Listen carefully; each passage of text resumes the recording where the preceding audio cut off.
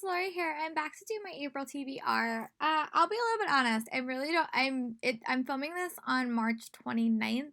This video, and I really don't know what April is gonna look like world-wise, like work-wise, like school-wise, like if we're still under quarantine, if we're still allowed to leave our houses. I've heard so many conflicting reports. To be honest, I've heard so many. I've heard things from we'll be back the week right after spring break. I've heard that we're not coming back this school year, so I really don't know.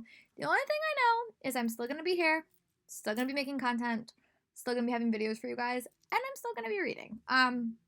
This is the best quarantine activity you can do is read and watch movies and TV shows. Really, just stay safe. I'm going for a lot of walks when it's not gloomy out like it is today, and I'm just going to tackle a lot of reads. Hopefully some bigger reads. Some of these are on my TBR. Some of these are newer books. Some of these are books that just have caught my fancy. Some of these are even library books. So I'm just going to show you guys all the books that I have in my TBR cart and some books from the library. I do have like 23 or 24 books on my physical TBR, but I don't want this video to be massively long. If I know anything about it, I will be sure to tell you. If not, Google exists, so go check out the summaries. But I will try to give you a summary if I can remember. The first 3 books I'm going to chat about are the books from the Time Warp YA book club that we're reading.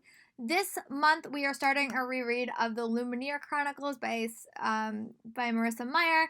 I actually already re-listened to Cinder, so I don't actually have to read that, but that's the book that the book club is reading. And then the second book we're still waiting. I think it's torn between Even the Darkest Stars and Onyx and Ivory. So by April 1st, I'll know what the book's going to be. The next 3 books are books that I got from my library that I hope to tackle. One is a carryover from last month, which is The Voyage of the Frost Heart by James Latour, and this is just a middle grade novel. It's a super fast one, and it also has pictures. I don't know what this is about. I know that it takes place in wintertime, which I know we're heading into April, but I love a good I love a good middle grade adventure story. So this is one that I did add to my TBR, and if I don't get to it this month, I'll probably return it to the library whenever they open again. I'm also picked up a copy of Lucky Caller by Emma Mills. I really do want to get to this book. This is about a radio station that these kids wind up starting as like a group project. I have loved all of Emma Mills' book, Escape for Small Town Hearts, so I'm hopeful that this will be a book that I like. I don't know much about it. I haven't heard a lot of good news or bad news about it, but hopefully I enjoy it.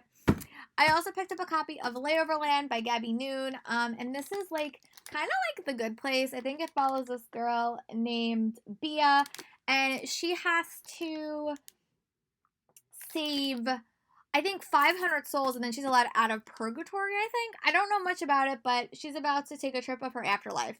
And I think the first person she has to save is someone that inadvertently caused her death, I think, which sounds really interesting. Sounds like a super cute read, and I really like The Good Place, so anything with kind of similar vibes, I'll probably really enjoy.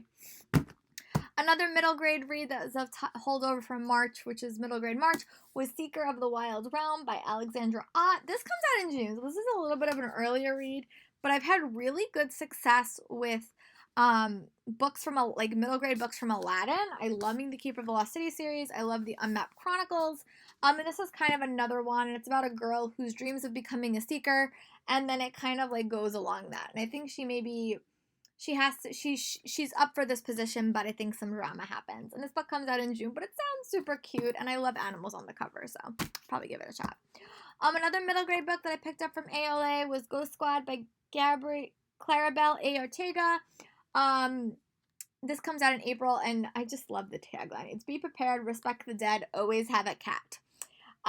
So I don't know much about it. I feel like it's about, it says on the back, with family dynamics of Coco and the action-packed adventure of Ghostbusters, Claribel and Ortega are both brilliantly spooky and delightfully sweet debut novel, and it's not even 300 pages. So I hope to read this. It'll sound super cute. I love the tagline. I hope that I enjoy it.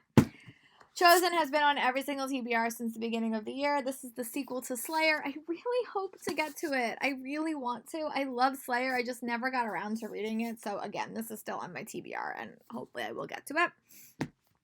Also on my TBR is We Are the Wildcats by Siobhan Vivian. This did come out in March, and I never got around to reading it. A toxic coach finds himself outplayed by high school girls on a team in this deeply suspenseful novel, which unspools over 24 hours through 6 diverse perspectives. That sounds really interesting, and I really did like the first novel I read by her, Stay Sweet. So hopefully, I have similar results with this one. And another book that I picked up from ALA that is high on my TBR is Sisters of Sword and Song by Rebecca Ross. This is the author of The Queen's Rising, I think.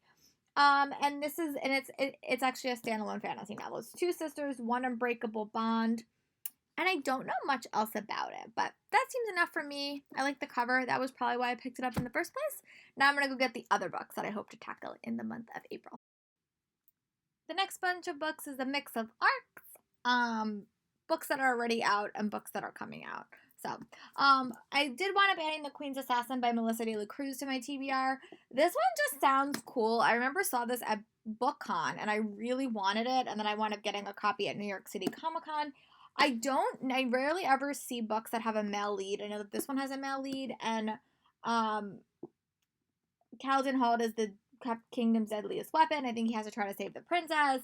But then they wind up teaming up together to save each other. This cover is also really, really pretty. I had really good luck with Warrior of the Wild by Trisha Levisera. I know that this is a standalone, but I just like the thing.